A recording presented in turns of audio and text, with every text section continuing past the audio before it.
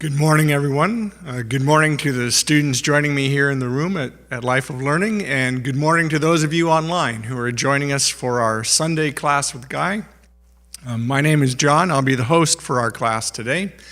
Glad that you're here. If you're new, our schedule on Sundays is that in a moment, Guy will give a 60-minute talk on the topic that you see listed on the screen below you, and then after that, we take a very short break, and then we come back to have a discussion with Guy, an open dialogue in which the students in the classroom are invited to come up and share their impressions and talk about the topic and the material Guy has presented, and you too are invited to do the same. Whatever platform you're on, whether it's Facebook, YouTube, or now we are even experimenting with broadcasting live on Instagram and GoToWebinar. We have many platforms and many opportunities for those of you who are on there to join us and share your questions and comments and impressions as well. So we hope that you do so. Altogether, that schedule will last up until about 11 o'clock today. About an hour and a half in time, and then afterwards we'll keep the cameras rolling, as we like to say, and continue the discussion here with the students in the classroom, and you're welcome to stay for that as well. During the broadcast, please let us know through the chat areas or question boxes if you have any technical difficulties, and we'll do our best to help you clear those up. And for the students in the room, if you have your cell phone, do check to make sure you've turned it off before we continue. And with that, I think we're ready to get started. I'll read the topic for today and the key lesson that Guy has prepared for us. Here's our topic: Awaken the Immeasurable Power of Ceaseless Prayer. And our key lesson: anytime we struggle in the dark of ourselves, trying to change our nature, our efforts are misdirected. Our real work is to learn to see by the light that dwells in that darkness and to know the truth of ourselves as it is revealed.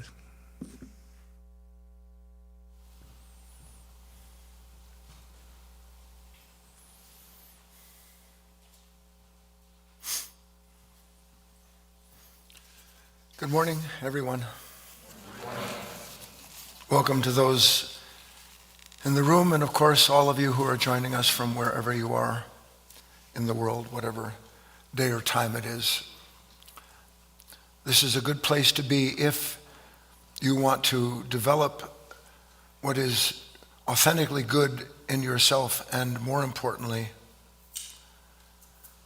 to awaken and realize a relationship with the nature of what is good with a capital G, which is, in the end, the real reason for all spiritual studies. And if the study isn't for that purpose, or what you call good has something to do with wanting something from this world or from others, then you have a lot to learn about what is good. And that's the whole of our study today. What is good? Throughout the ages, and quite literally throughout the ages, in every spiritual, true spiritual, or if you will, religious body, there is connected to it this idea that a man or a woman has as part of an yet to be realized gift, a certain capacity and ability to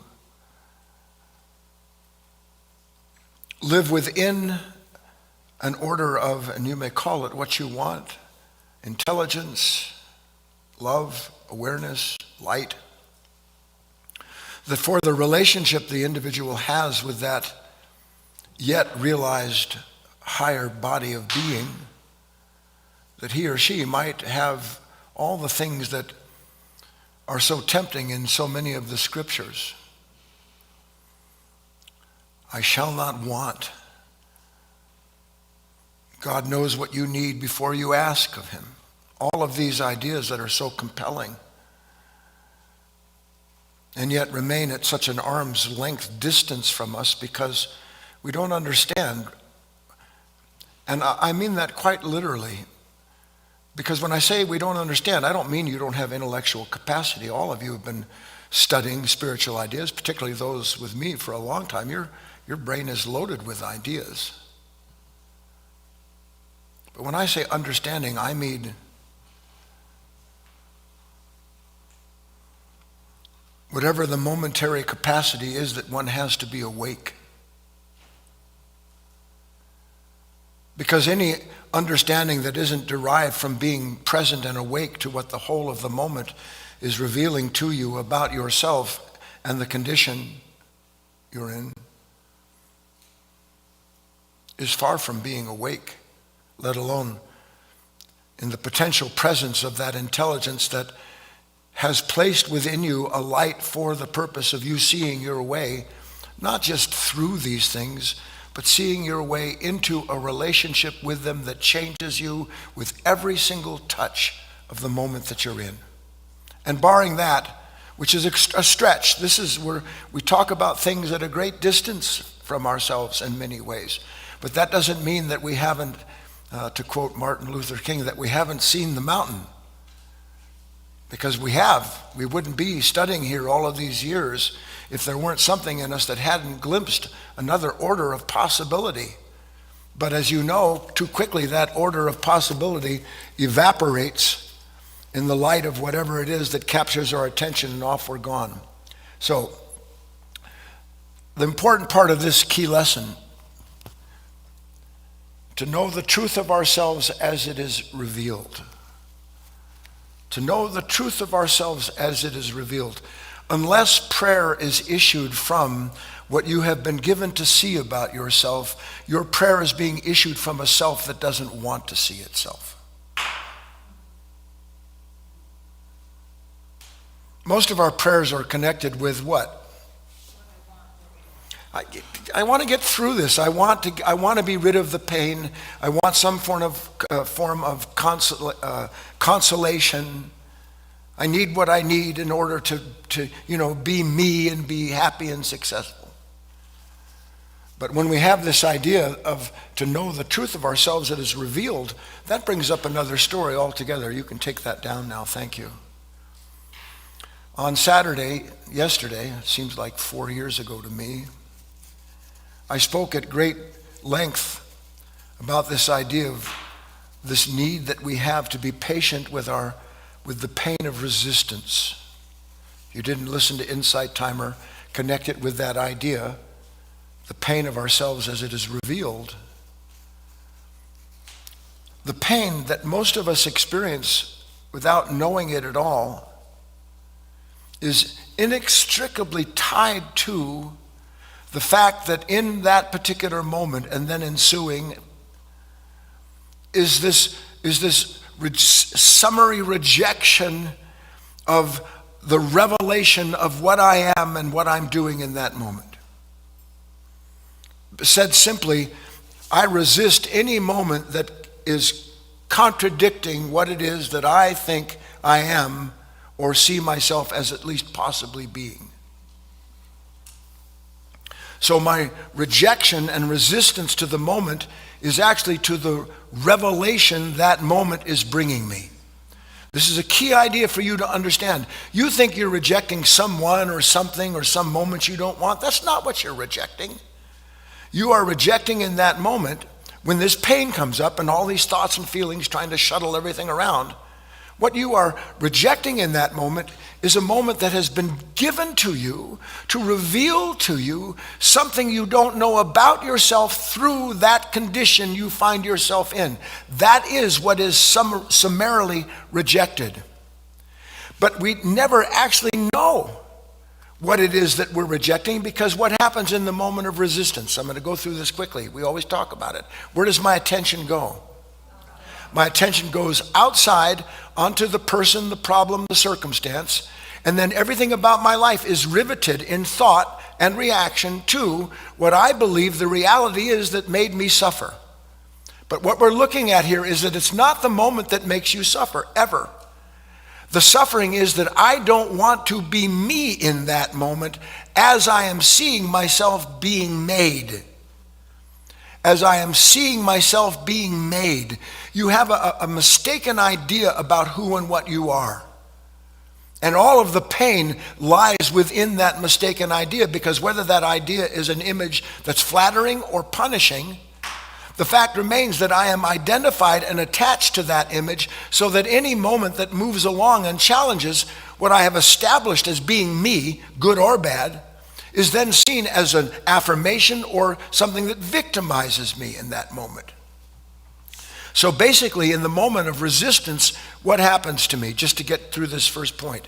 In the moment of resistance, what happens to me? I go blind. End of story, because I no longer am seeing the revelation, which is inseparable from the condition and the consciousness that acts together. And all I see is the condition and the part of me that says I need to change or control it. All I see is from a divided nature, producing the experience of being separate from the condition I'm in. Yes, please? And then what happens? I really want you to see this. Have you had enough, not of me,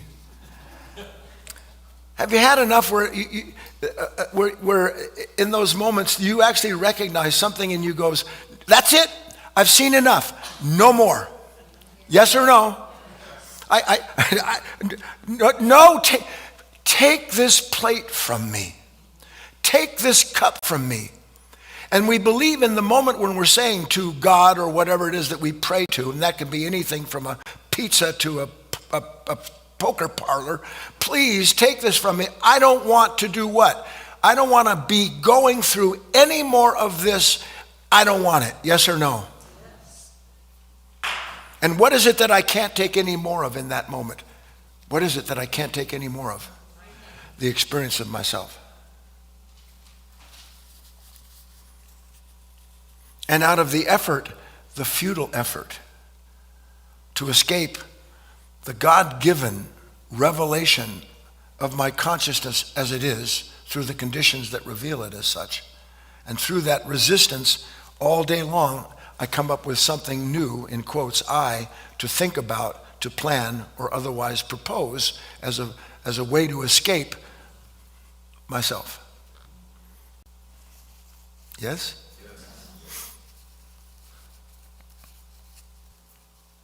C.S. Lewis, probably one of my favorite authors for 1,000 reasons. He writes concerning our endless attempt to control or change the experience of ourselves. This is how he would put it. Hell is a state of mind. You never said a truer word.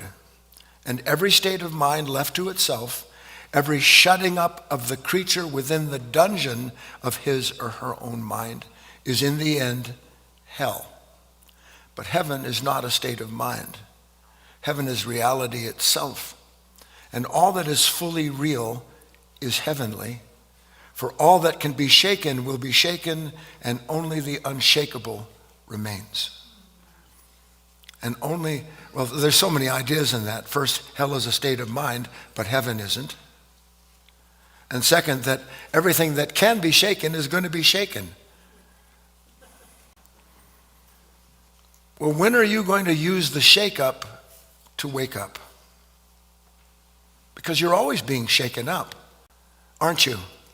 It's like the shake, don't stir, or shaken and stirred and irritated. All of these things exist as constant companions to us, where we have no idea whatsoever what it is that must happen, so that instead of what? Isn't that what I reveal? Isn't that what I resist in any revelation? Is that it shakes me up? You do something, they say something, the world turns left instead of right, and I'm all shook up. I'm all shook up. Mm-hmm.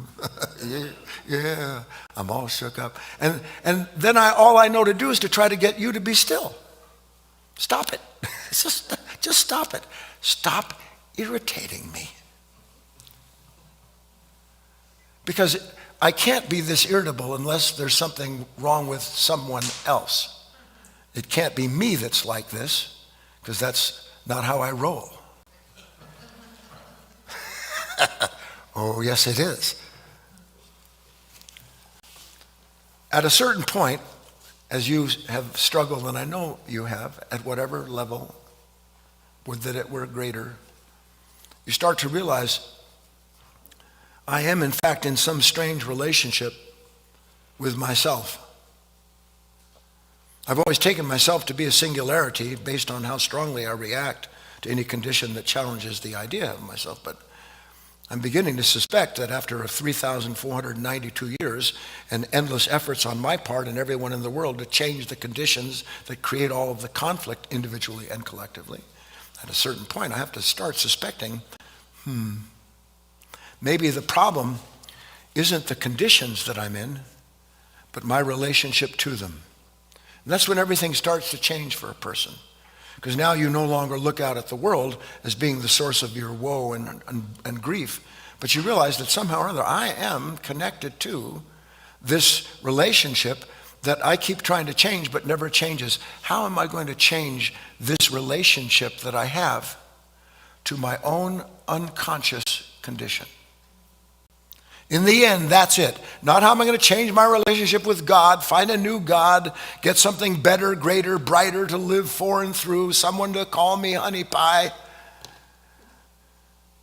but rather to perceive with increasing clarity the fact that the relationship that I have with myself, which is what determines the relationship I have with the world, that's going to change. It has to change. And this is the essence of all true teachings. Christ called it metanoia. The need for a new mind, to turn around. He called it repent, not what the world has made out of it. To turn around and see for a fact that who and what I have taken myself to be, it can't remain who and what I've taken myself to be. End of story. Because I've run down every possible road, not all of them yet. You still have a lot you still have a lot of stuff to expire, believe me. But at a certain point, a person says, you know what, I need to be able to see better, more clearly.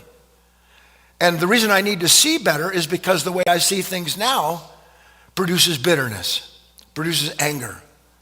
So if I can learn to see better, then the order of my life is established by my awareness. And if I can see better, I'll be more aware of these relationships I have.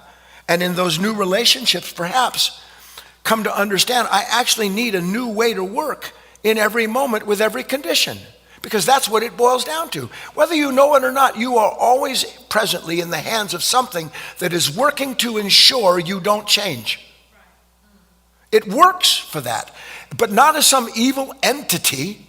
It's just the nature of an unconscious creature to ensure its own continuity. That's its nature. So is it the nature of this ego and the identity that it ceaselessly sustains for it to suffer so that it can suggest ways to stop suffering to you. Problem solving. Except in one point you have to realize I'm not solving problems, because every solution to a problem I have turns out to be what? The next problem I've got. I mean, you don't have to be Einstein to see that, do you? How about just be Floyd or Paul, anybody? So what do I have to do to change?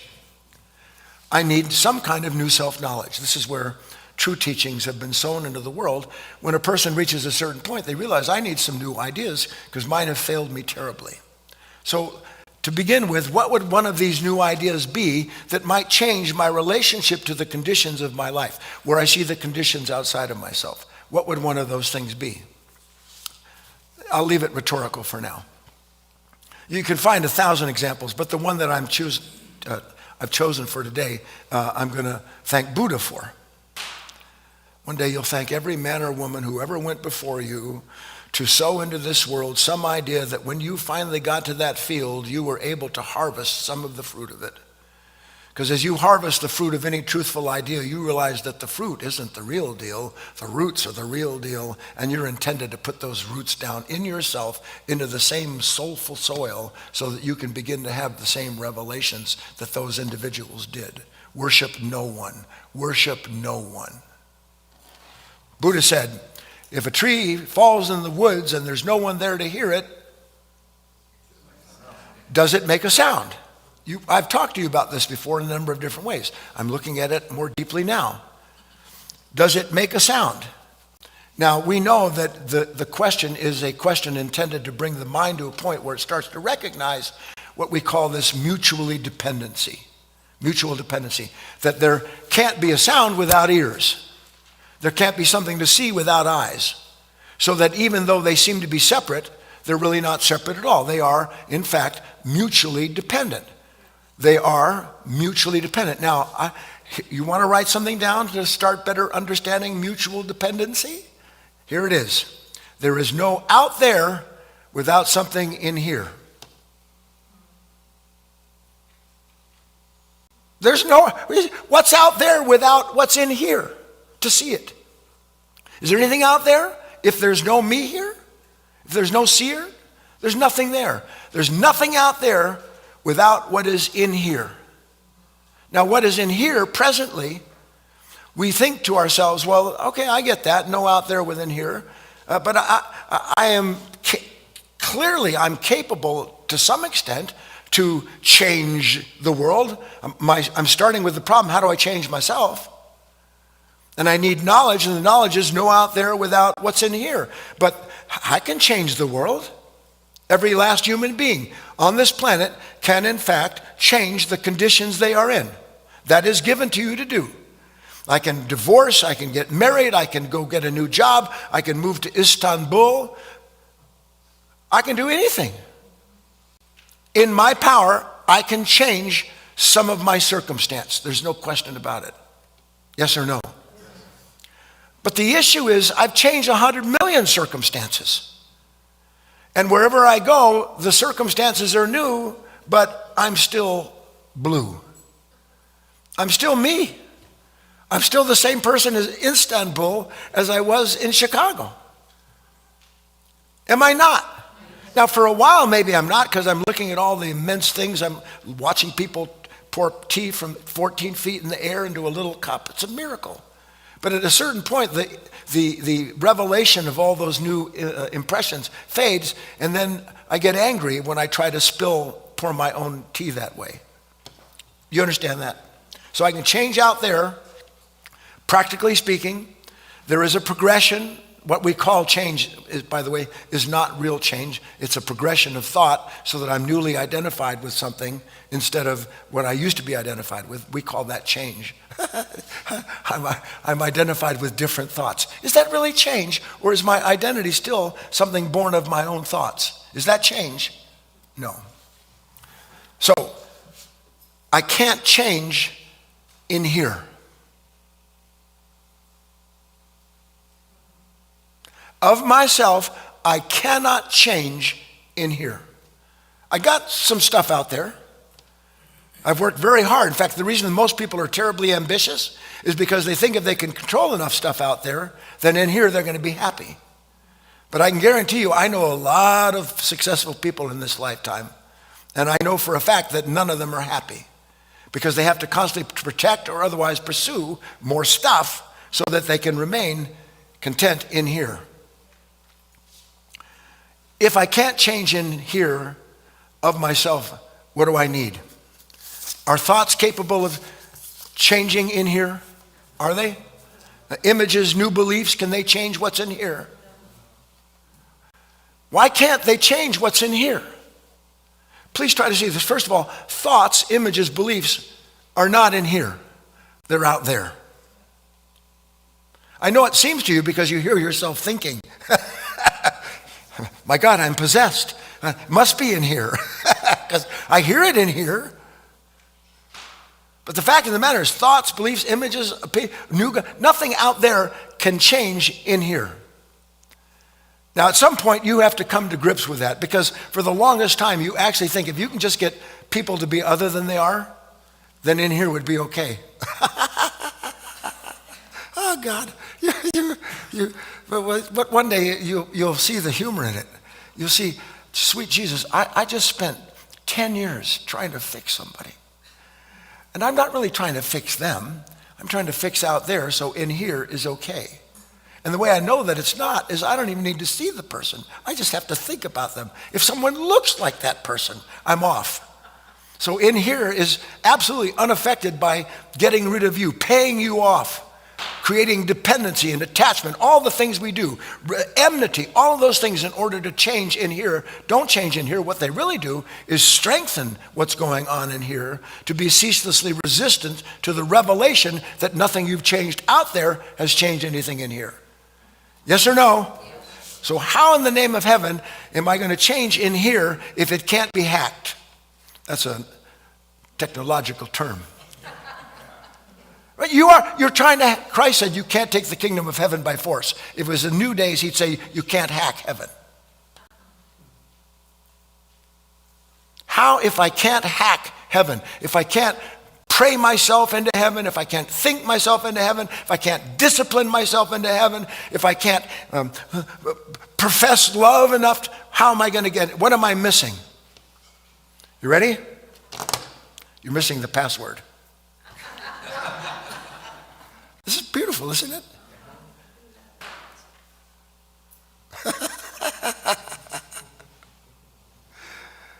And the password is, what do you think it is? As you will.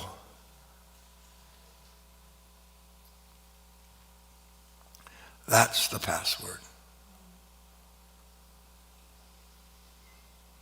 Not as you will out of an act of I'm stuck here and all I can do is go as you will and then identify with the sensation of being identified with me who has given my life over to Jesus Christ. Do you know that when you actually begin to awaken a little bit, you'll understand that awakening is not a condition of the mind. You look at the idea of awakening as something that takes place and is done. There is no such thing as awakening that is done.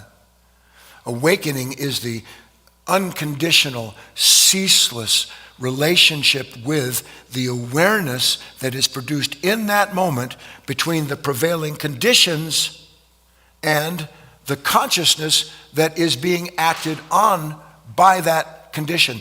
This consciousness, you want to write something down to ponder for like 20 years? This consciousness is one of the conditions of the moment. We think our consciousness is separate from the moment. Consciousness is actually inseparable. It is a condition of the moment because the moment active does what? It works on something passive, doesn't it? What is it that's passive to what is active? This consciousness. The content of this consciousness, everything that has been formulated since the beginning of time, because all of that is based in the depth and the darkness of what we call this consciousness. And this consciousness is not my consciousness or your consciousness. It is a consciousness that is inseparable from, if the tree falls in the woods and there's no consciousness there to be aware of it, has the tree made a sound? Did it even fall? And the answer is they are inseparable. Do you understand this, please? So the password is what? Now let's put that in let's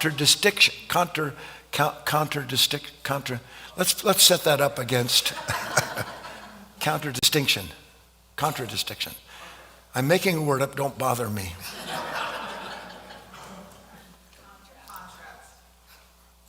Contrast is too easy. Let's put this idea of as you will in contrast with what we started the talk with. Remember what we started the talk with? I've seen enough of that.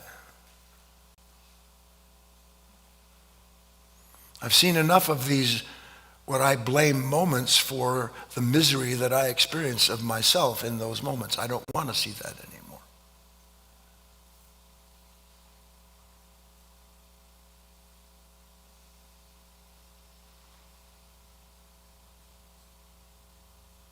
I'm just pausing for a moment, deciding whether to say something.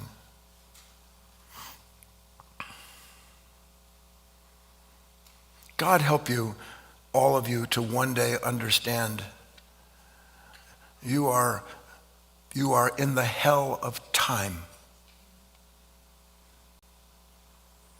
And time only exists in a mind that doesn't want to be in the time it's in. And the more it doesn't want to be in the time it's in, the more it creates time. And the more it looks to time in order to escape the torment of itself, because it believes that in time it will escape the torment of itself. And that consciousness cannot escape the torment of itself. That consciousness must be changed. And it's changed by dying to itself, not by reinventing itself or looking for a time when it won't be itself. As you will. Now let's examine that. There's a passage, I believe it's from Ephesians, I don't know. Paul says, this is connected. For by grace are you saved through faith. Please don't react, please just listen. The words are so loaded. That's part of the problem, you see. For by grace are you saved through faith, and that not of yourselves. So first he's saying, it is through faith that the interior is changed. That I become another order of being through what he calls faith. But that faith that changes this order of humanity and that impacts all of humanity accordingly, not to mention my individual relationships across the board, that whatever that faith is that we're going to talk about, that faith in and of itself is absolutely not mine. Isn't that extraordinary? People cling to their faith. They're identified with faith as if somehow or other the faith they have, they gave themselves and made from themselves something. If a human being has faith at all, it is in the face of everything that tries to take from them the idea that it would ever be possible for them to transcend themselves. And that's what real faith is that we're going to talk about, is the understanding that against all odds, I know that it is possible for me to change in here. Because everything in life tells me there's no bloody chance you're going to change in here, because look at all you've done to bring about that change and nothing has authentically changed. But there have been a few moments where I've seen change. And in those few moments where I see change, there's not me trying to create change, but suddenly I see the need to change in that moment. And that's the real change in the moment, isn't it? The sudden appearance of a revelation that instead of just rolling along with the habitual reactions and the identification with it, something shows me for a split second, wait a second, sweet God, you've done this 1,000 times, you've been here before. And in the remembrance that I've been there before, a part of me that was given to me to show me that, I cannot continue that line. That order of myself, that thought, that nature must be discontinued on the spot. In other words, I must die to that nature in the moment if I hope to have a life that goes past the content of my own unconscious nature. Please, do you see that? And the only way it's possible for me to die to myself is to see the self that isn't alive pretending to be. That's what anger is. That's what your enemies are in your life. Something in you to cling to, so that in the memory of the thing that as you remember it you can't stand, you can then think about what to do with who you can't stand and create further dependency and attachment on those relationships that are causing you so much suffering. Still everybody present, more or less? Try to stay with me.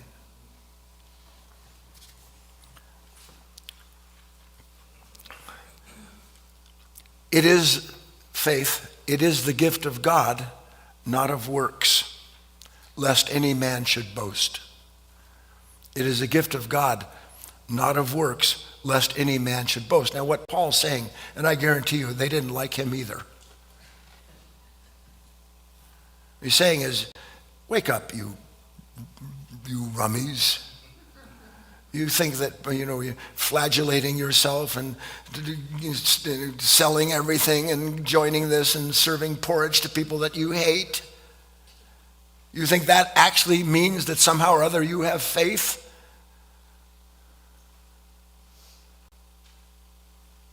Do you know that if you're still looking for a happy ending to your life, you don't have faith?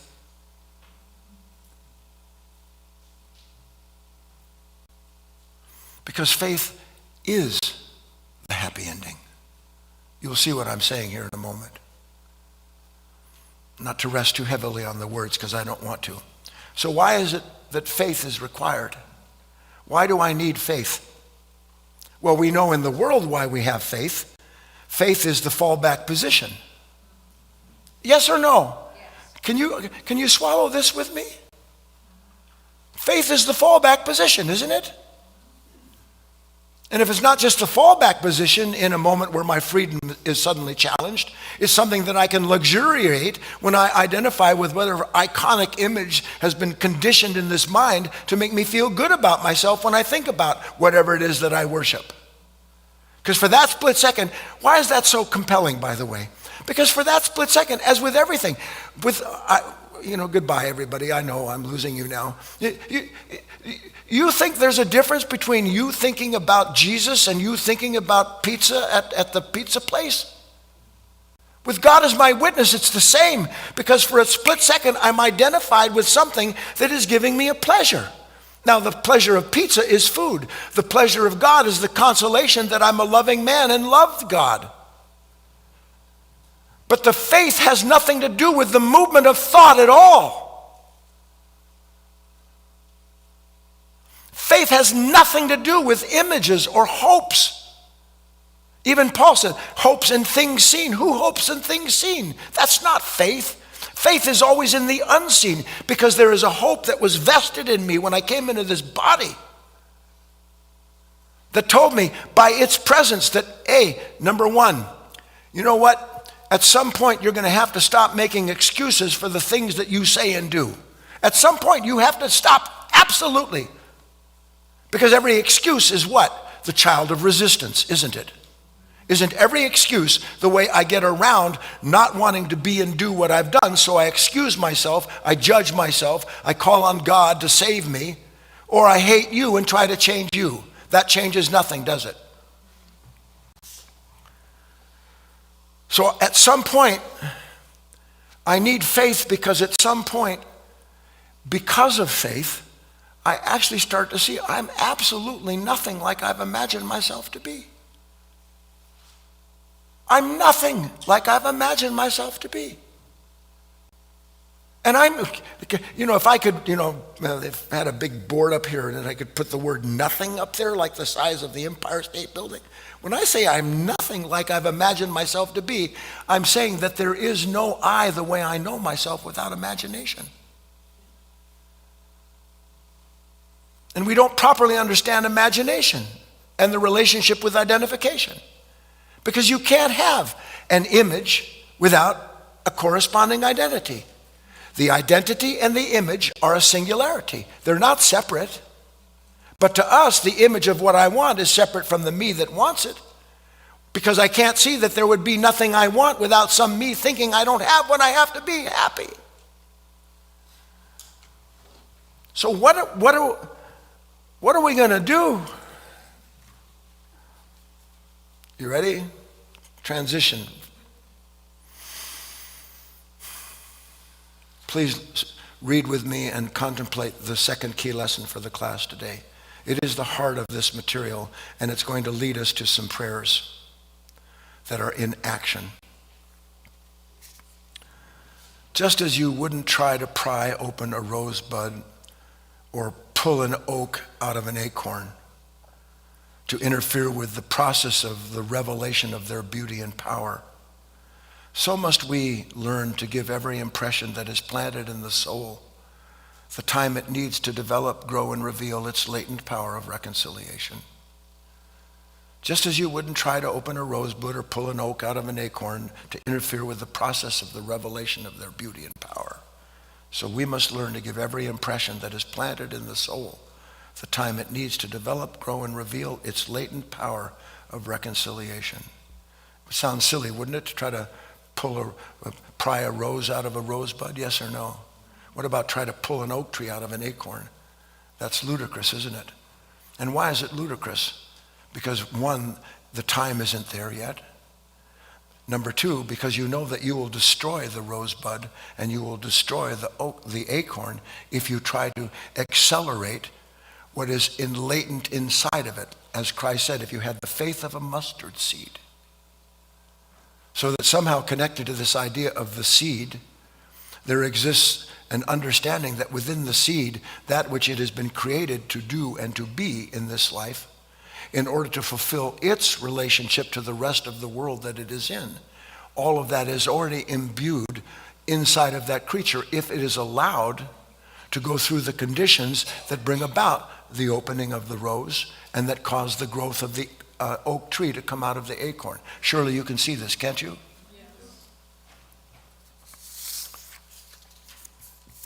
If it's true, then why, when I have this sudden impression and it's not right, I have an impression of myself. Do you know what it means to have an impression of yourself? Have you ever had a shock? Ever been stunned to see something?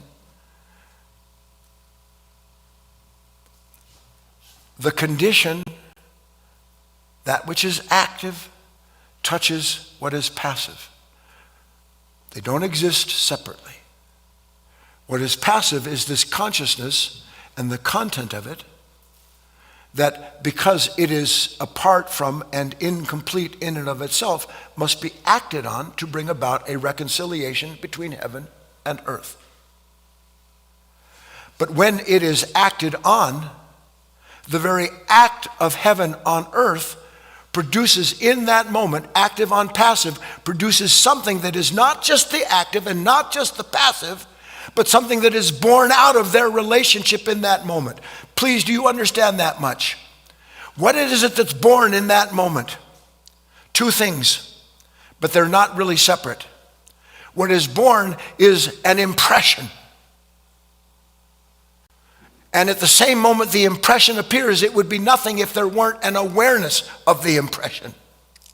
So in the moment that something touches us, she says that, they do that, a thought comes along, it stirs the content, this unreconciled, still unfinished business of this unconscious nature.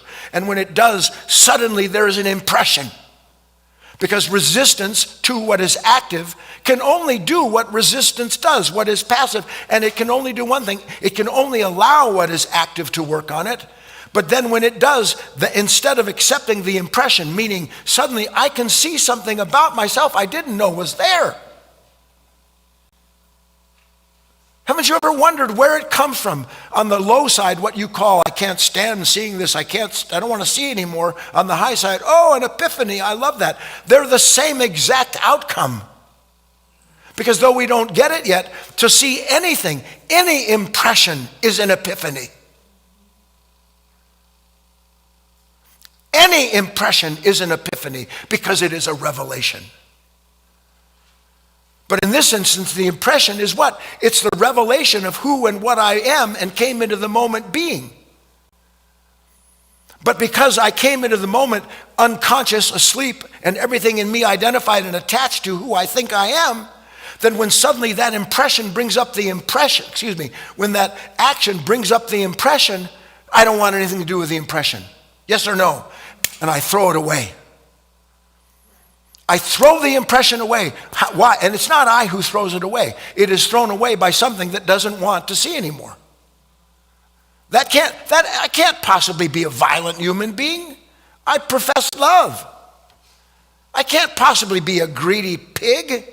I'm the one who always says, give, give, give. And yet I'm in constant conflict with myself because in this unconscious nature, which again is not mine alone, lives all of these unseen dark entities, meaning unfinished forces that are intended to be completed. But when they are stimulated by what comes to bring them into a broader life, they can't stand being turned because of the image of oneself, and the impression is thrown out the door. Now, if the impression is thrown out the door, can you see now what I'm saying here? I have to learn to give every impression what it needs in order to flower. I mustn't refuse anything I'm given to see, no matter how much I don't want to see it, if I want to change what's in here. Because the only way that what's in here, the kingdom of heaven, and my relationship to it. Only way it's changed in here is when somehow or other it changes itself and my relationship to it. I must allow my relationship with heaven to change me, not me try to change myself to create a heaven that I imagine. Follow me, please? Important.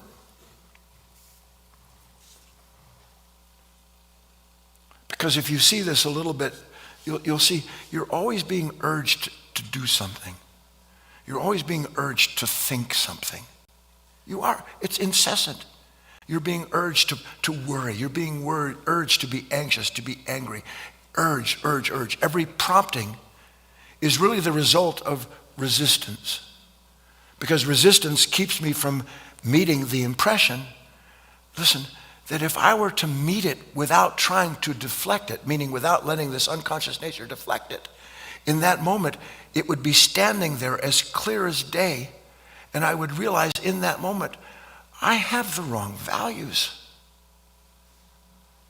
I'm living for the wrong thing. Look, when you are angry with somebody, are you not living in that moment, that anger, believing that somehow or other, if they weren't that way, you wouldn't feel that way, yes or no? If I'm living for tomorrow, when I'm going here, I'm going to get that, when finally people see me and love me, if I'm living for anything in time, am I really living, or is time, nature, living itself through me and creating one distraction after another every time the present moment shows me, look what you're living for, it doesn't work. You can't escape yourself. Isn't it amazing? I've been talking for over 40 years now, and it's always basically the same thing. It's just that we're so blind. So what is it? What's the password? How is that related to what we're talking about? If I understand now, you know what I'm always being urged to do, I must now begin to realize if there's an urge at all, it's going to have to be not to do, but to see. Now here's an important distinction, because we love the idea, yeah, I love to say, I'm going to see. To see means to allow. To see means to allow. To allow what? What the revelation of the moment is showing me about myself. But I don't want to see that. Because that's not part of my plan. I'm going to divorce myself. Whatever we're given to see, to be temporarily aware of in the moment, if I'm given to see it and it's a shock, it means I never saw it before, yes or no? Aren't you always saying you want to see new things?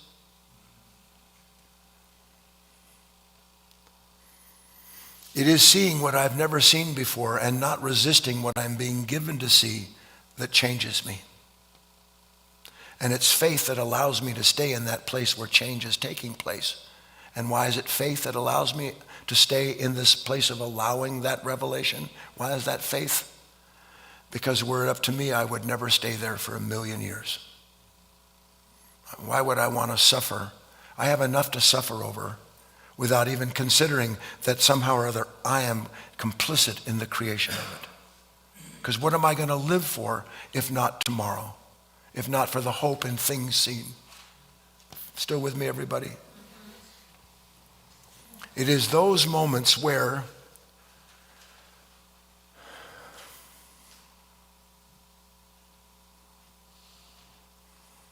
this fork appears. I know the road I've always taken. And at some point, before I start down the left-hand path, I have to arrive at that fork enough times. The fork in the moment is the impression. It is what allows us to see the self standing there, if you will, at that point in time, and to realize, in this instance, God help me. At last I understand why Christ said, you have to lose your life to find it. You have to sell all. You have to sell all.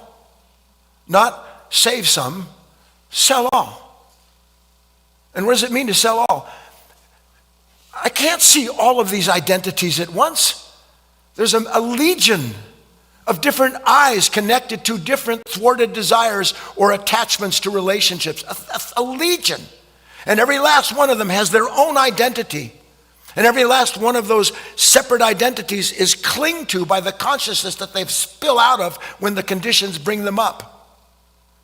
And so what my task to be awake means to see the moment when this I is called up from what is passive and to recognize that is not I. And not only is it not I, but I cannot be that. That's when I need faith, because if I cannot be I, who am I going to be? And then I have to recognize, well, something has given this to me to see with great clarity. It isn't telling me what I'm going to do, where I'm going to go, what's going to happen next. It's just saying the end. And it's saying not just the end, but it's saying as you will. Will you allow this impression that you want nothing to do with to bring about in you something that you of yourself cannot do? Because when you understand that as you will, then you will begin to have a new relationship, a new order of relationship with everything around you. And that new order is going to produce in you what I call living prayers. Please, let's bring up the special writing. We can go through them one at a time.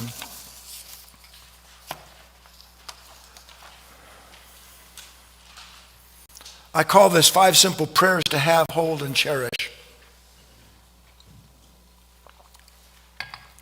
Because when you understand them, you won't want to have, hold, or cherish them. And then you'll understand anything in you that doesn't want that, doesn't want you to have a real life.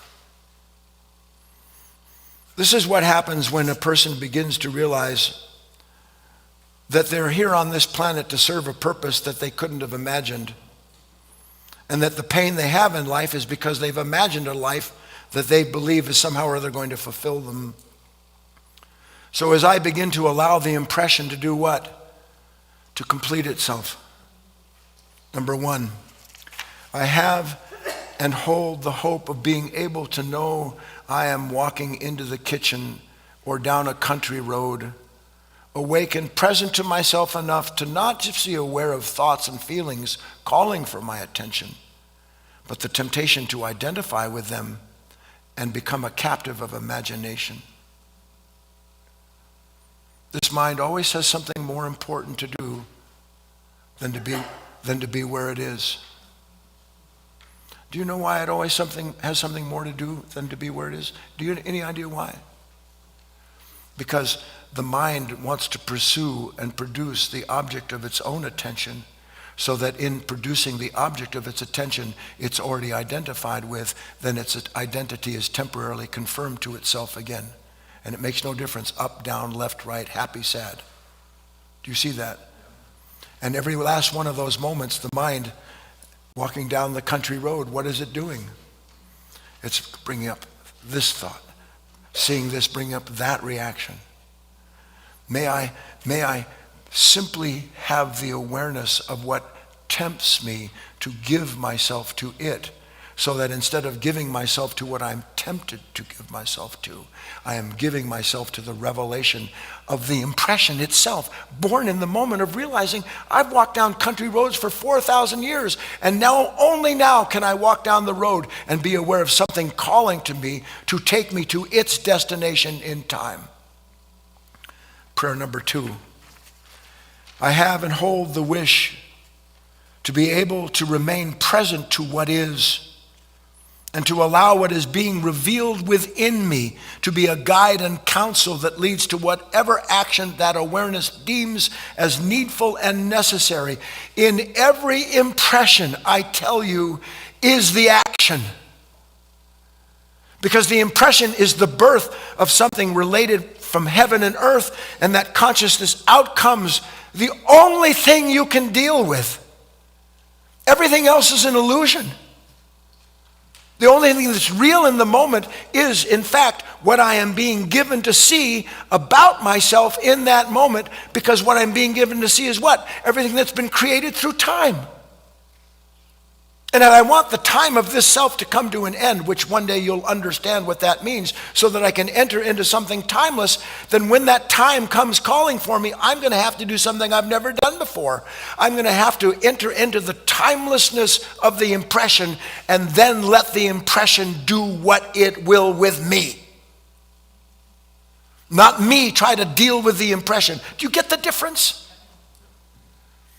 These 5 prayers are prayers born of the need to be awake.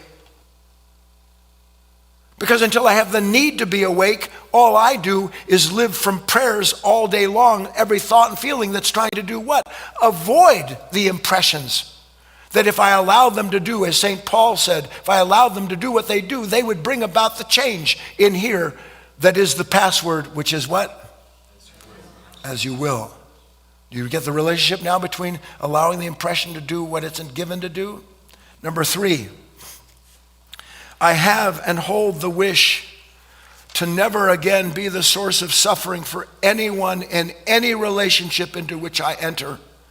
And that should I fail to have the awareness needed in that moment to realize the pain born of my forgetfulness and to take full responsibility for it.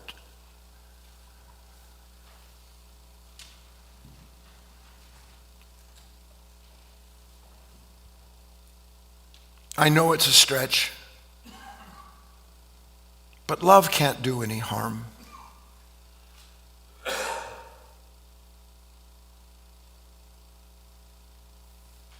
And it is love that allows not only these impressions, because what is love? Love is the marriage, isn't it, of active and passive? Isn't that what love is? The unity of those opposites so that something new is born? Isn't that what love is? So somehow or other, obviously there must be some love in me that I didn't put in myself. Because that love is there in the moment when these opposites meet, when something makes it clear that I mustn't be this kind of person, or I catch myself having handed myself over to that. In that moment, only love would be able to give me the impression of what it is, of the evil that I've done instead of the good that I would. Only love would do that. But I don't want love. That nature doesn't want love. You're so sure you want love. You know what you want? You want sex, you want food, you want people to approve of you, and you want the consolation of relationships with people who can't stand themselves to tell you how great you are. That's what you want. That's not love. I shouldn't say that. It's an order of love. It is. It's an order of love. It's an order of love. But it's not the love that changes in here. That's called agape. And agape is what I'm describing to you, allowing what happens when heaven and earth meet to fulfill the reason that they've been brought together so that something new can be born. Because the passive must sacrifice itself, mustn't it? Number 3. Oh, I just read 3. Number 4. I have and hold the quiet hope of being able to help those in a time of need and to be able to suffer with patience what I must to put the need of others before my own.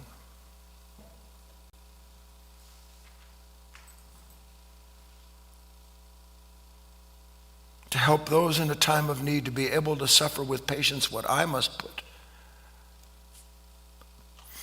the need of others before my own. I can't explain these things to you.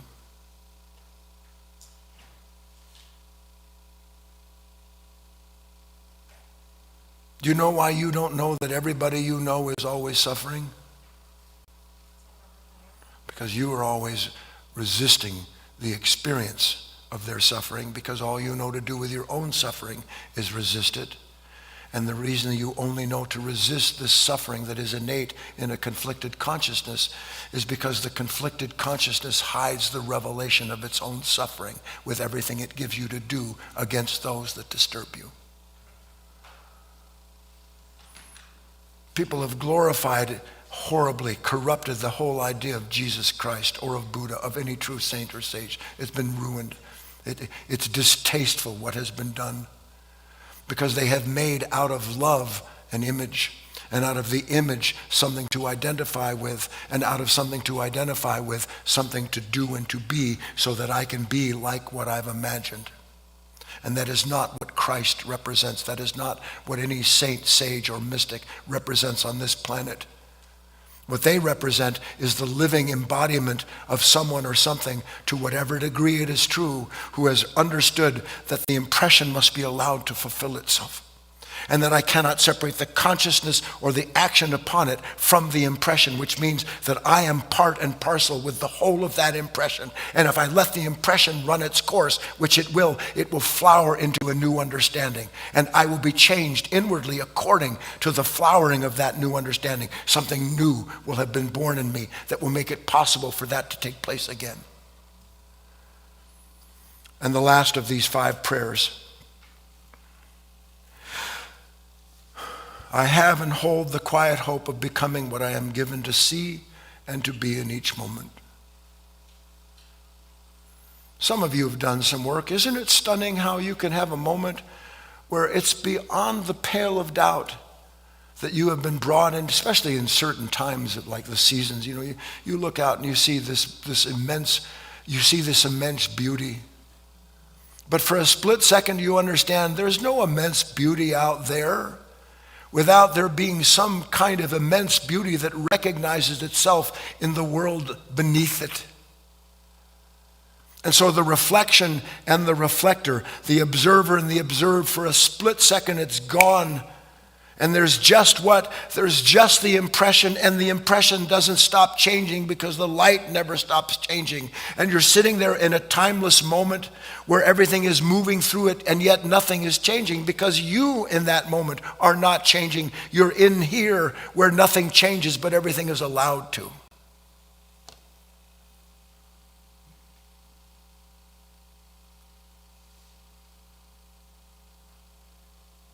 I have and hold the quiet hope of becoming what I am given to see and to be. What you see cannot be separated from what you are. The problem is that what you see with now doesn't see anything other than what it wants to see. Real seeing has no want in it at all. Real seeing is the surrender of desire and temptation, because you have the secret password to in here. And what's the secret password?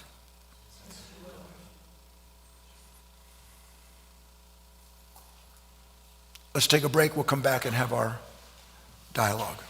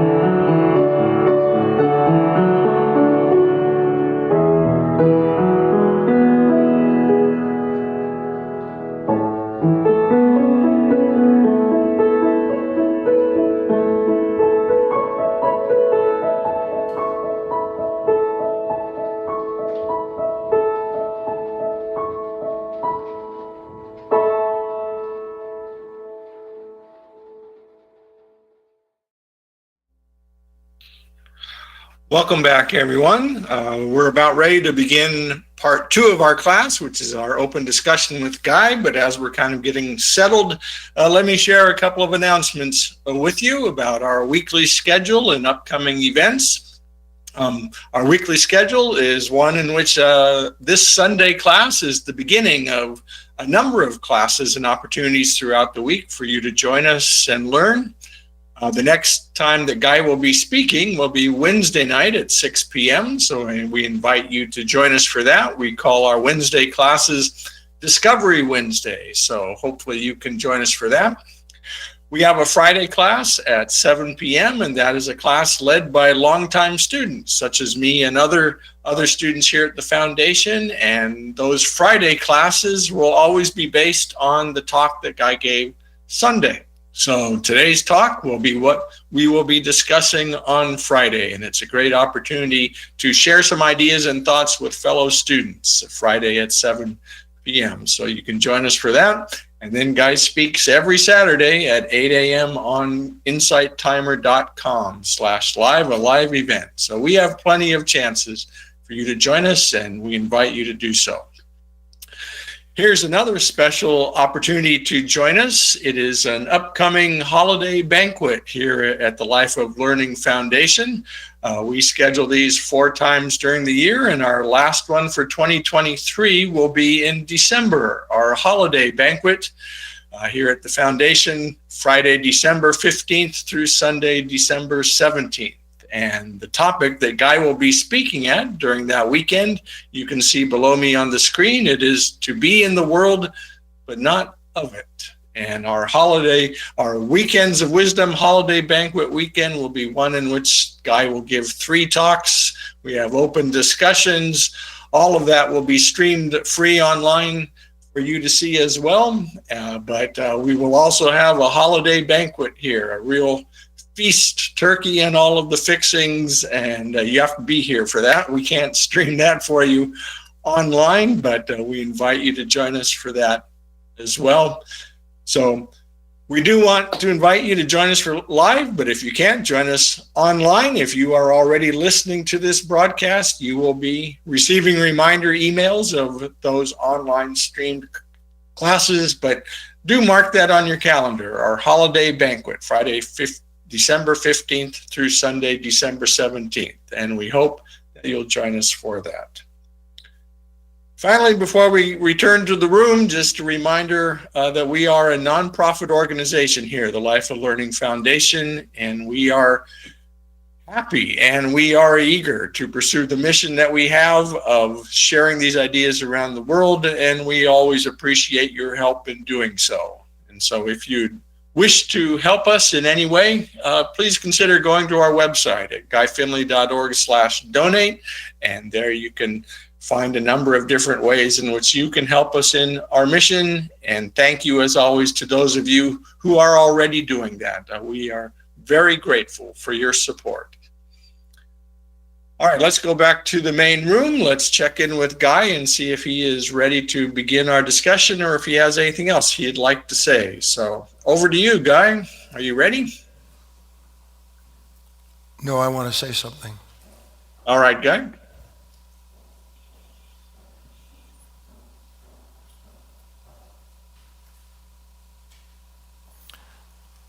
There's a right struggle. But you'll never start the right struggle until you see that you're a captive of a mistaken struggle.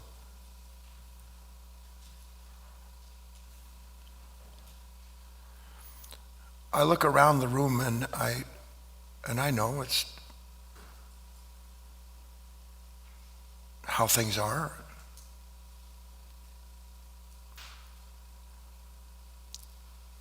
But when I'm in thought, and it doesn't matter the nature of the thought, let alone painful or punishing thoughts. What's the nature of the impression I have when I'm in thought? What is impressing itself on me when I'm in thought? Inaction. An action. No. As goes my attention, so comes my experience. So when my attention is taken, and it is taken from me, you just don't know that yet. That's what the prayers are about. When my attention is taken onto something and I'm sitting there, I literally don't exist. My body's here, and if you said something, I'd be, oh, hey. But in that moment, I actually don't exist. I am only out there.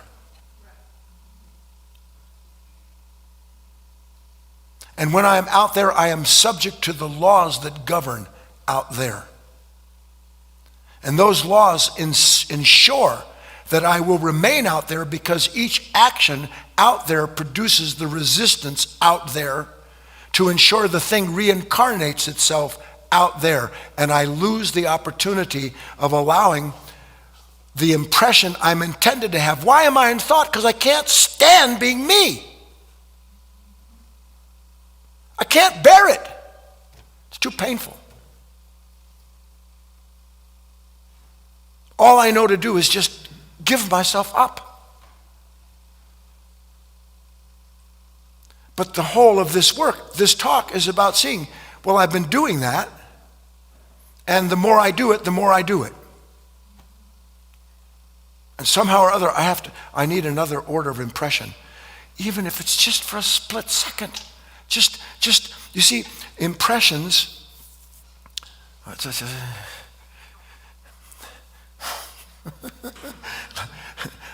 levels and scale, orders of being, different kingdoms, different mansions. And impressions feed what is in here, if in here receives them. If in here doesn't receive the impression is mutated, it's crushed, it's corrupted into something that serves out there. And so I don't want the impression of this person or this problem or what's going to happen to me. I don't want any impression that's painful. And then the more I don't want the impression, where's my intention? On the impression I don't want. You go, what am I supposed to do about it? I just spent 40 years talking about it. Man up. Woman up. You talk about loving Christ and God. Be a real student. Don't hate yourself. That's ludicrous. But for God's sake, don't fall in love with whatever identity is that's continually established and reestablished by you trying to figure out how you can have a life that you love.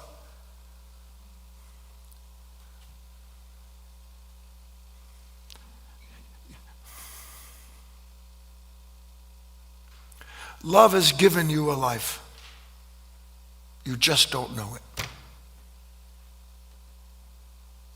And if it's a fact that love has given you a life, then where in the name of God do you come up with trying to give yourself a life that you love? Not that there's anything wrong with making your life the way you want it to be. But render unto Caesar what is Caesar's, and unto God what is God's.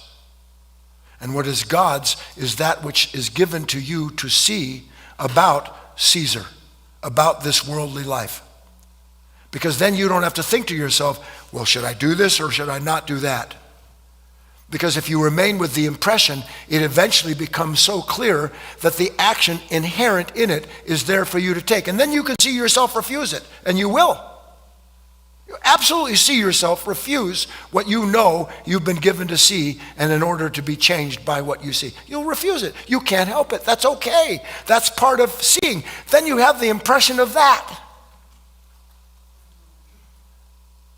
And then when you have, see, impression is food. Impression is actually food. Because not only does it change the consciousness that is aware of the impression, but the impression itself belongs to another order of awareness that connected to that gives you all that you need in order to act properly. It's built into it. Oh, John, I'll just keep going. Let's go. Over to you. All right, well, we'll get started. Let's invite everyone to join our discussion today. Those of you on GoToWebinar, if you want to talk directly to Guy, you can just click the hand icon and I'll put you in our queue, or send in a written question and those will be relayed to me. And those of you on Facebook and YouTube, likewise. So I see, Guy, that we have Tony who's raised her hand in the queue, so we'll start our discussion with her. Hello, Tony, you're unmuted. Thank you. Thank you. Good morning. And I just love this talk today because it resonates with everything. I want to go back to what you were saying about faith. Yes. And grace. And when we're born, when we are completely vulnerable, that umbilical cord is cut, we go through that first stage that Erickson calls trust versus mistrust with our mother or caregiver. And that trust is the birth of our physical faith or on life, our existence in life. The birth of faith is based on that trust we have. Will my diaper get changed? Am I going to be fed? Am I loved? But what we're looking for is, am I unconditionally loved? And when we realize we are unconditionally loved, then that's a whole nother form of reality, which is born of grace. And I feel that many of us continue to feel that we need to please somebody else or something else, or be admired or liked or something. And we're in fear. And until we become fearless and damn be the world, I'm gonna go forward and fail. When we dare to fail, and then we experience that unconditional love, that hand picking us up from the depths of our despair. Tony, let me. Then we are born. Tony, let me stop you because you're in a stream of thought, and I want to start with the first part of your thought because that's the most important part. The rest is, in one respect, connected to a certain misunderstanding about the first part. A 6-year-old doesn't know about faith in its mother. 3-year-old doesn't have a word faith. It doesn't think to itself, I have to trust in mother or father. It's a physical relationship. It's built into it. Unfortunately, the identity is gradually formulated to where the mother becomes a source of consolation to a pain the child doesn't understand. Children don't have the word faith. They don't need the word faith. They're an instrument at that point in their life of a certain level of creation that is bringing them the education, the impressions they need in order to continue growing. So we get these and forgive me, Tony, these god-awful psychological analysis of children and the umbilical cord and all that business, because it gives me something to cling to. Well, I had faith as a child that I'd be suckled. You didn't have faith you'd be suckled. You had hunger, your lips were moving, and they fell on something. Or they didn't, and then you grew up wanting to have that consolation that only a physical mother can produce. Now, a mother can give a child love, and certainly a mother has love for a child. It's an innate bond. But the mother doesn't create the bond, the child doesn't create the bond. The bond is inherent in the level of creation that produces a creation.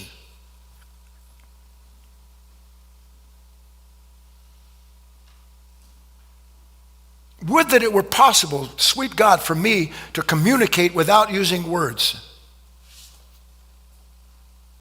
Because the minute a word comes out of the mouth, a billion interpretations of the word. It's inescapable. But that's what we're working for. Does the impression need an interpretation? Does any impression need an interpretation? I'm asking. Then why do I give it? Because that nature wants the impurity of itself so that it can purely experience itself as the knower of that impression. That's why.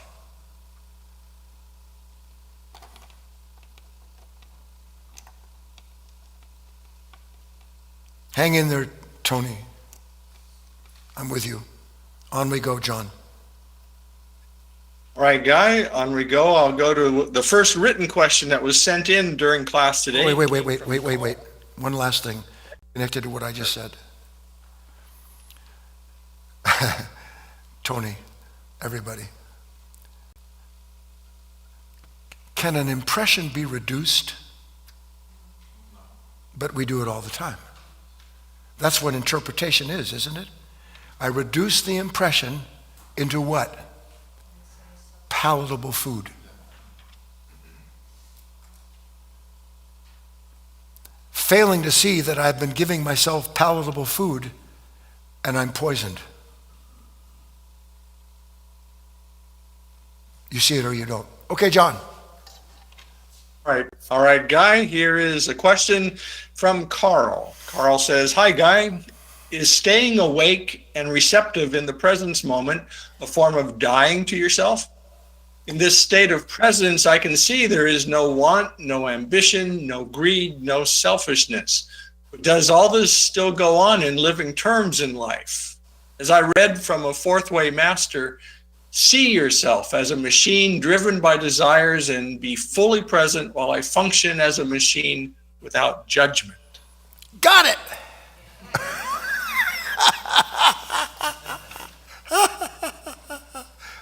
I understand.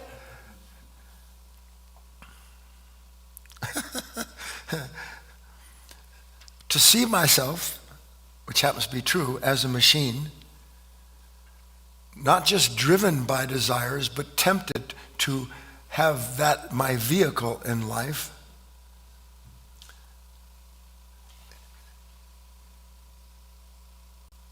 so that all I need to do is be present to that.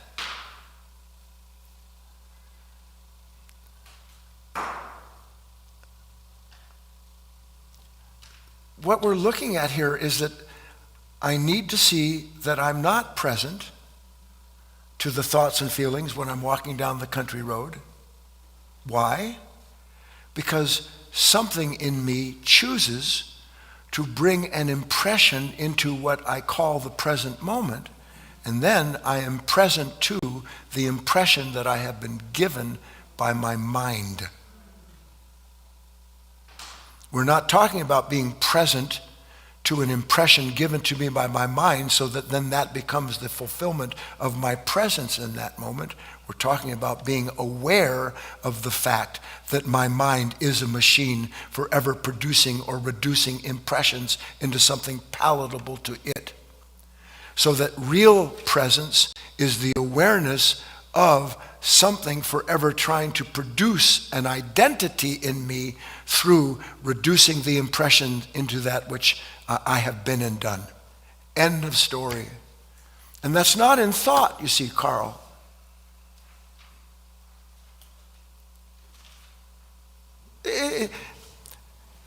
We get an idea. I want to be reborn. I want to die to myself. Now, you'll know you're making progress when you realize, not really.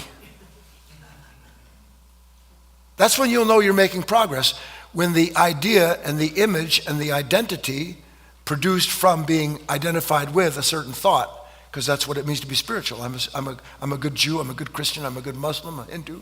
I'm all on board with this business. And then finally, I get enough impressions to see that not only am I not on board with this business, but when the impression comes and it says, you know what, this is, you can't, this is, you have to stop here. You have to stop here. And then suddenly all of this suffering that had produced the momentum there and it's pushing me, in that moment I need the impression of being pushed, not the impression of me being able to escape what's pushing me. There's a big difference, isn't there? Please. Then, for a moment, I have the impression of the fact, this I can't go on. I can't go on. No. I don't know what in the name of God's going to happen to me, but I do know one thing's for sure. What God has given to me to see is showing me that I is the violence of this world. That I is the idea that everybody owes me something. That I is the sense of righteousness. That I is the source of conflict between races and religions. That I is always judging. That I cannot be I anymore. There's the impression. What do I do with it? I have to stay with it. Not stay with it, but isn't there an action? Isn't there an action implied in an impression like that? Yes or no? Yeah. And what's the action? Non-action.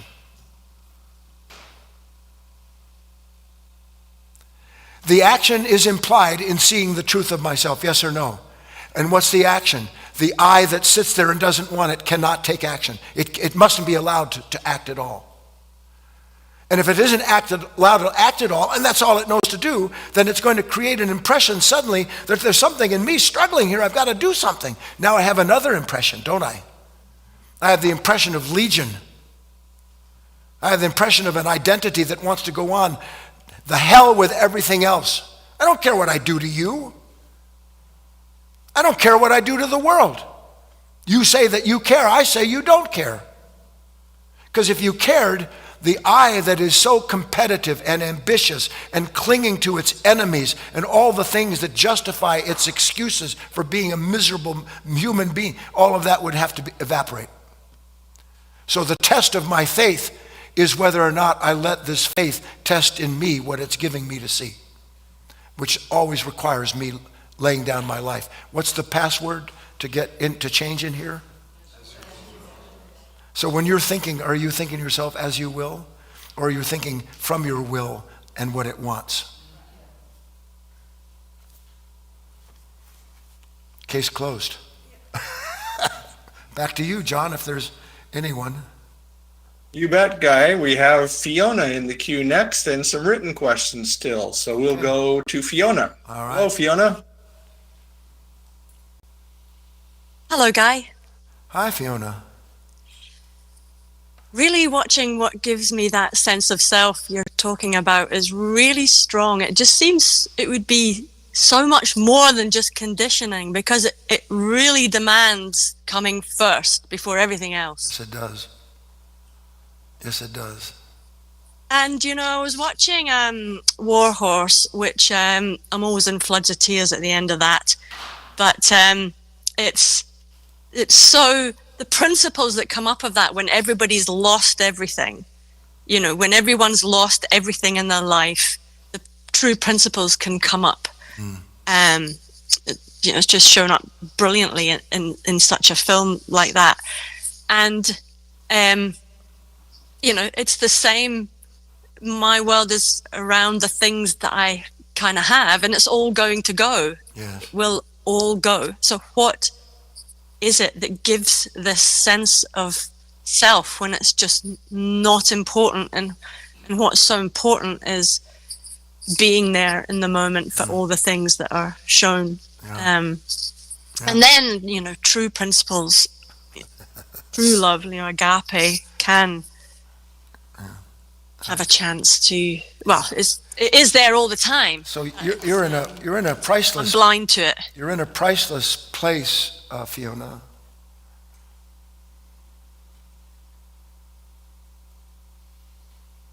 One would never think that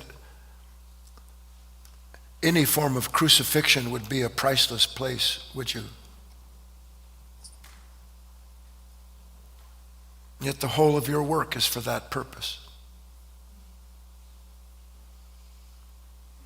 I know the good. I've been working, I've been studying. I know some of it, I know it. I didn't put this faith in me. It was awakened through an understanding that what is true has always been in me, and now I can see it. So on one hand, I see all of this, and it's beautiful, I love it. But on the other hand,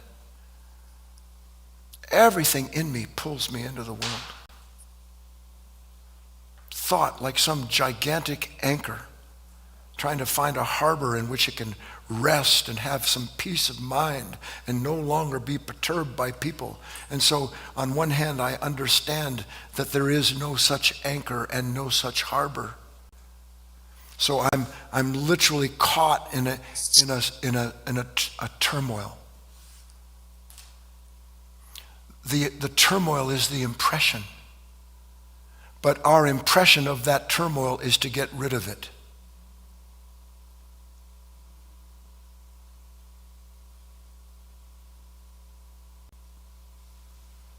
This is where it begins to be understood. Yea, though I walk through the valley of the shadow of death, I shall fear no evil, for thou art with me always.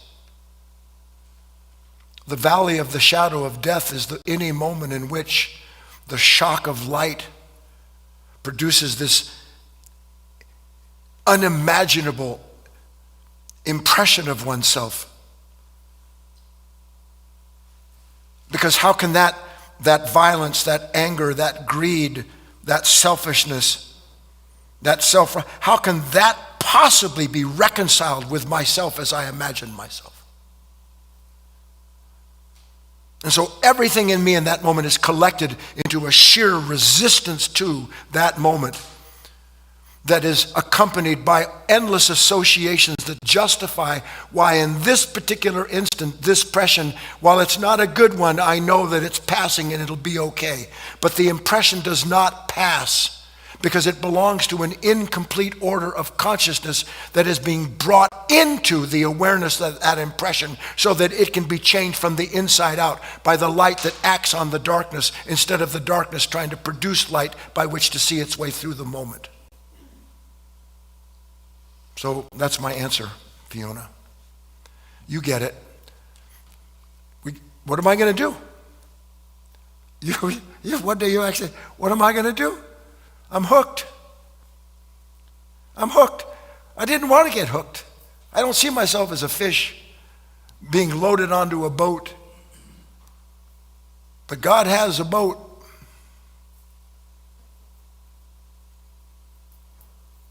Many are caught, few make it into the net. Your choice, not mine. Struggle with yourself or don't. But those that do, their faith will be rewarded in terms that cannot be imagined. One last, John, and then we'll open the room up and go on our merry. All right, Guy. Well, for our last written question, I have one that's left over from last Sunday that I think very much relates to what you just talked about, Guy. Good. So it talks about a situation of turmoil. Good. It came in Janice, and she asked, my question, she says, based on my current situation, should I prepare for my retirement by making big changes or just stay in that feeling of needing to make those big changes and allow things to be as they will be?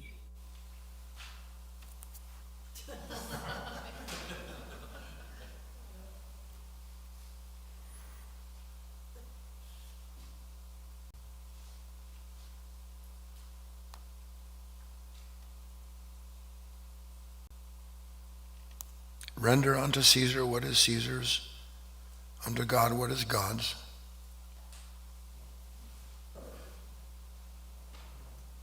I would never make light of a question like that, Janice.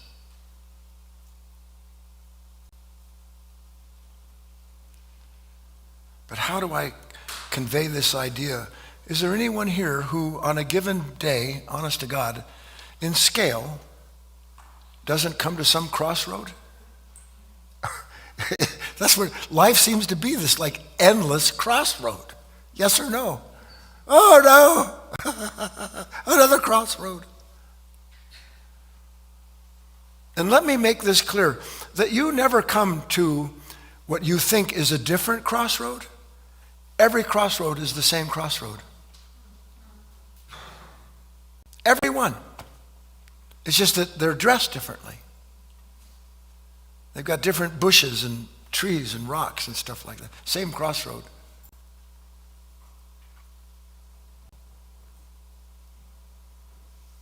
So I need to do what I need to do in the world. You can't be a true student without being able to do in this world what you need to do in this world, so your mind is relatively free of the consternation involved with this idea of my possessions. But what you need to do, and this changes with your impressions, is you start to realize, I really don't need what I thought I needed. That's a tough road to hoe. Because like Fiona, what was she saying? I get all this business, but on the other hand, there are certain things that I need. So the interior change that we're talking about simplifies what you need. That's the beauty of it. I shall not want. What do you think it means, I shall not want? What do you think it means? It means everything that I need is supplied. If there's things that I have to go do, then I go do them. Then, as I was explaining to my wife yesterday, then you deal with the problem, not the people. You deal with the problem. The problem is immediately. Something needs to be done. Do it. Or if you don't do it, shut up. But if you continue to believe that the problem is connected to something going on outside of you, then all you're going to do is continue to try to figure out how to avoid seeing that what you're looking at is karma. You're looking at something saying to you, do you want it? Is it time to change?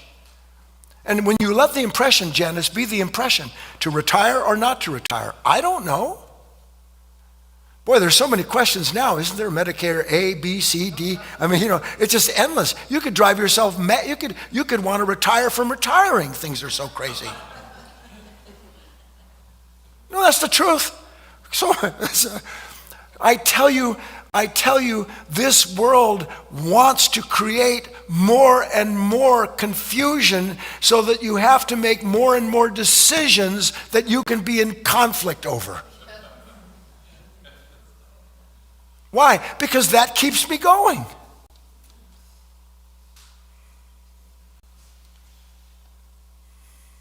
Oh, just go retire. Or not. Janice, sit with it.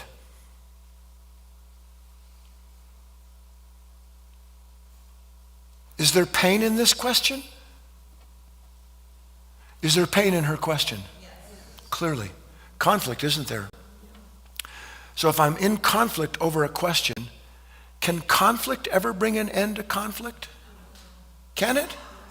All it can do is come up with a momentary conclusion that then, once I've made that decision, becomes the source of the next conflict I'm in, doesn't it?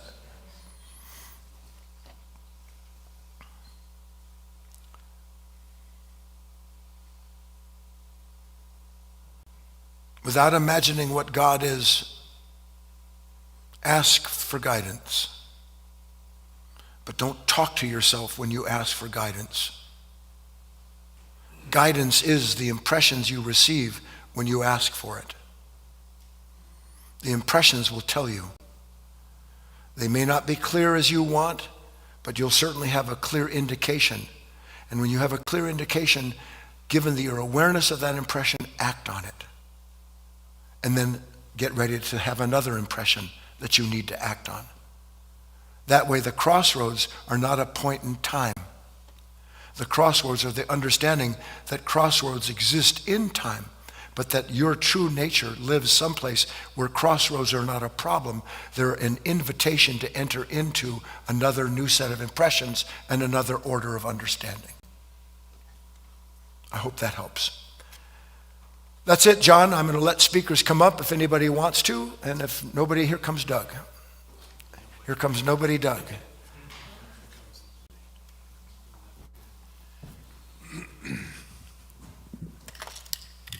Good morning, you all. Guy brought up fishing, and last Thursday I went fishing, and you made it's a really good connection about in order to stay hooked. First of all, we went fishing in a drift boat. We're here on those around the world. There's a river here called the Rogue River, and two of us are in a boat, and then there's a guide, and it was really nice to have a guide because he knows how to maneuver the boat. So if you get a fish on, he can help you, and he not only knows when it's a big fish, which is what we want, or a little fish just banging away at your bait. You don't want that one. You don't want that. Leave it alone. Ignore the little bites that are always going on that aren't really impressions in that sense. But when you actually finally hook, you get a larger steelhead in this case, it's unbelievable how all your attention is on keeping everything tight and taut, and everyone in the boat is on that. And you especially, because you want you want to land the fish. And you're right, most of them you don't, because if you don't keep it super tight, and in that moment, and you lose your attention at all, or you get sloppy, he's gone. And that to me is the impression, because we so often, I don't stay with the impression. I don't allow Doug to be Doug. And I had a lot of opportunity. Barbie had some opportunity. These are my brothers who she was talking about. And, to really reel in the impression takes a tremendous amount of, and I don't know if it's not my attention, but it's an intention to want to see what the moment is trying to show me in that moment. And it's a good parallel with fishing, because it's so, that's what I like about it. You can sit 6 hours in a boat out in the cold, it's beautiful, but you have to have your attention if you want to catch a fish, completely there. And I'm glad for this talk, because I could see so much, just real briefly with my brothers. I try to go into this and try to not, here's me, try to not be Doug with my brothers. Yeah, that's the first thing. And sometimes Barbie helps me. Try not to be Doug with your brothers. And, I have an older brother and I have a younger brother, and we're all old men now, and, it's impossible, but you wouldn't learn anything with that. But if I can actually see myself what I'm being made into in moments with judgment, with resistance, and it unfolded over a few days to where I actually saw things that I did not want to see about Doug through my brothers, who are just like me in a lot of ways. And you can really use family in a different way. I would have never known that without this work, how to use family to actually invoke some change in yourself, and it's always through grace. It's not through your grand sense of who you want to be. Like, they're all fundamental Christians and I'm the outcast. And so I'm going to show them what an awakened person is. I mean, it's, same way with you, John. You want to show the Jehovah's Witnesses or whoever, if we could just be ourselves in a moment and let that be in this with nothing to protect. And that was helpful in that way.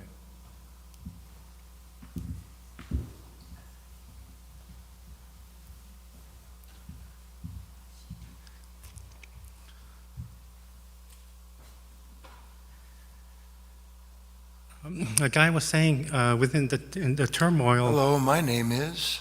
I'm sorry? Oh, yeah. My name is Roel, and Guy was saying within the turmoil, there's an impression. There can be an impression, but Roel has to slow down in order to be able to discover that. And also, I think it was written up in the board, the way out is through. And that's something, I need to continue to work on. Coming here, about an hour before coming here, there was a lot of fear, a lot of fear. And so I knew I had to call the bluff on fear. Because it's never really quite the same as I imagine it is. And so I must remember to take that with me wherever I go, whenever I feel there's a challenge. And there's, Guy said you have to man up. And I think if God would dare me, if I could actually sometimes hear God dare me, it seems like I would want to take his challenge more. That's all.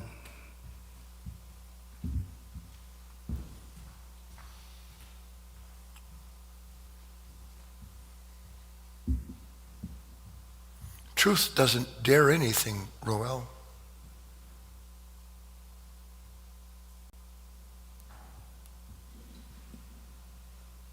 God would never dare you to do anything. That's your God.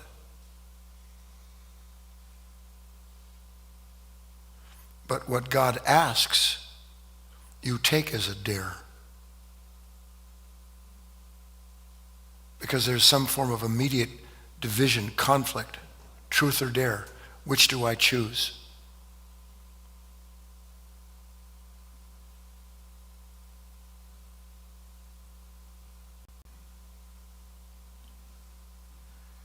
The impression of every single moment is crystal clear. But the problem for us is it's so crystal clear we can't see ourselves in it. It's showing us ourselves.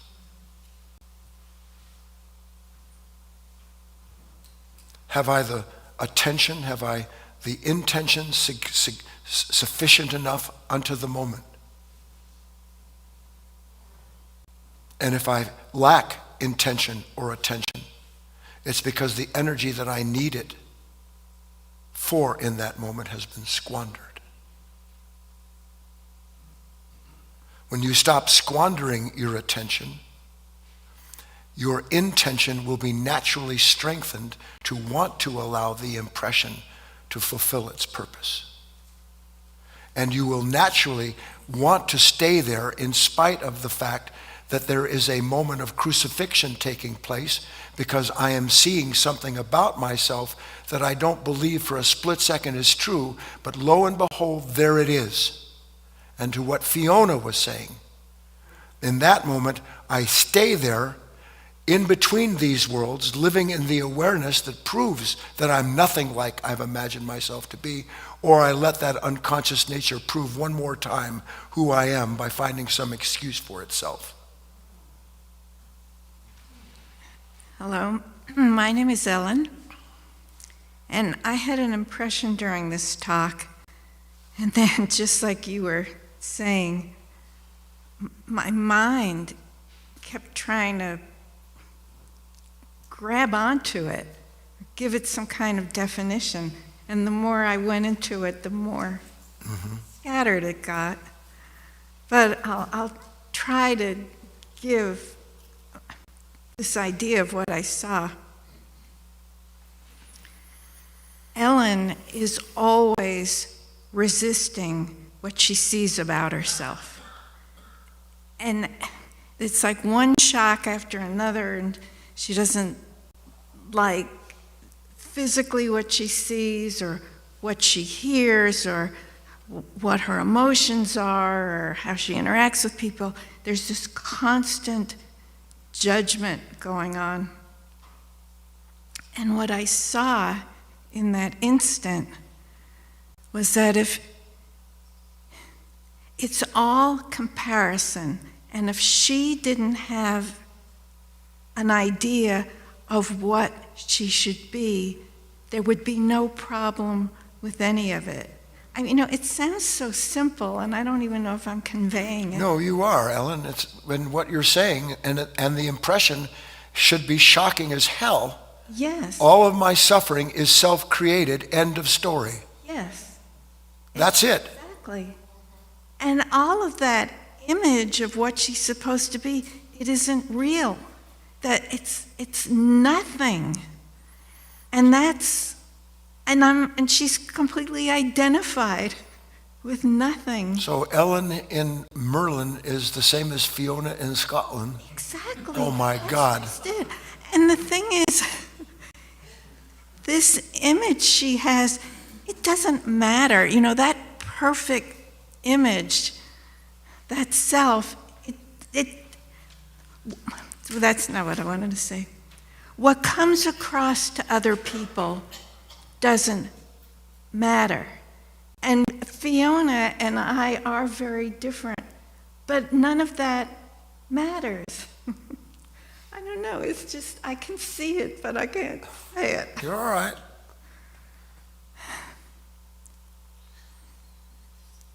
This is evidence of when you have a real impression, you're not, a great artist, any true great artist can take an impression and produce in time what is timeless in the creation.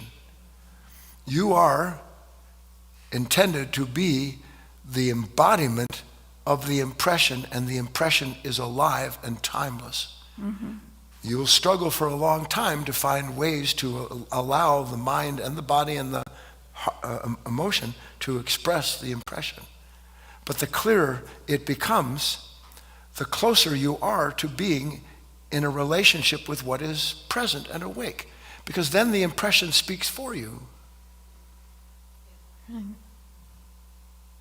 This is why Christ said, don't worry about what to say. The impression speaks for you, and the impression is alive. So wherever you are, there's life. Wherever there's life, there's something that is willing to interact and express itself through you with others. And then everybody has the opportunity, including Doug's brothers, to go through what they have to go through. Because it's not what I say, it's not what my posture, it's not what I pretend, it's not what I own. It is what I am speaks. That's what's so attractive about a real human being, is that they're not looking for a way to appear attractive.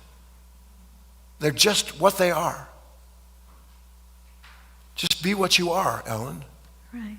Fiona. Yeah.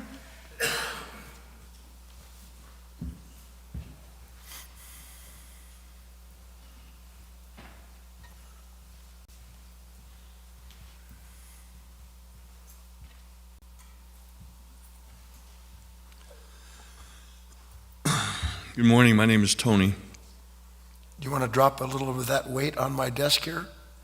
Okay, sorry. I'm not trying. Yeah. Okay. No, it's just as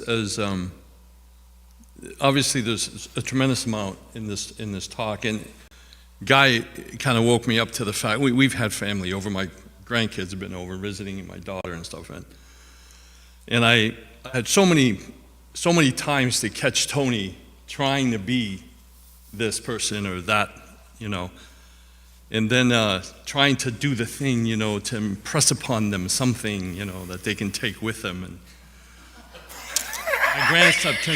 my grandson would look at me and he'd go, "What are you talking about, Grandpa?" Yeah.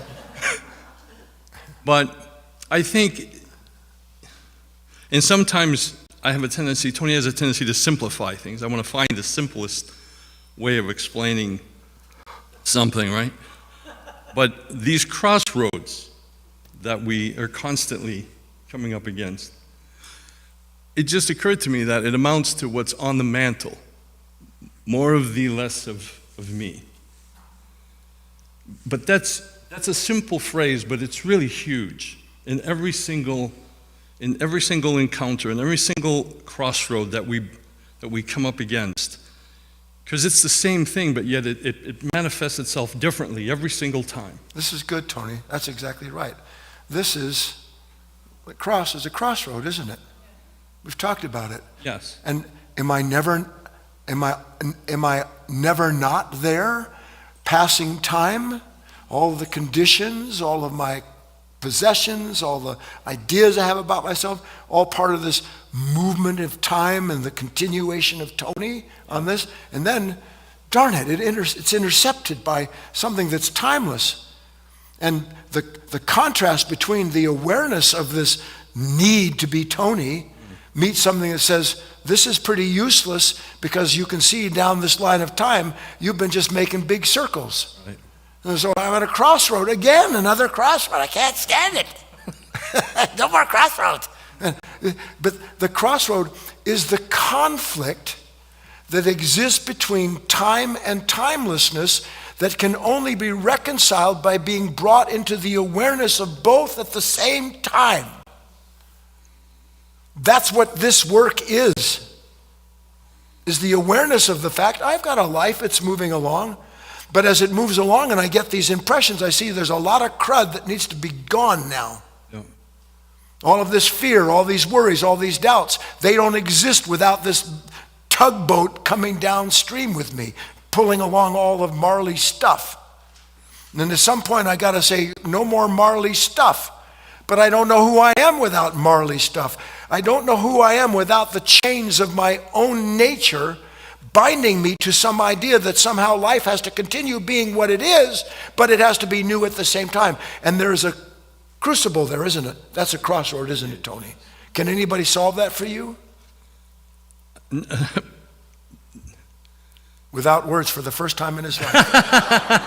I think, I honestly, I realize that the only thing that can solve that for me is not of me. Let's just put it that way. It's not even Tony's job. That's right. Less of me is the answer, isn't it? Yes, indeed. And can there be less of me without more of something else?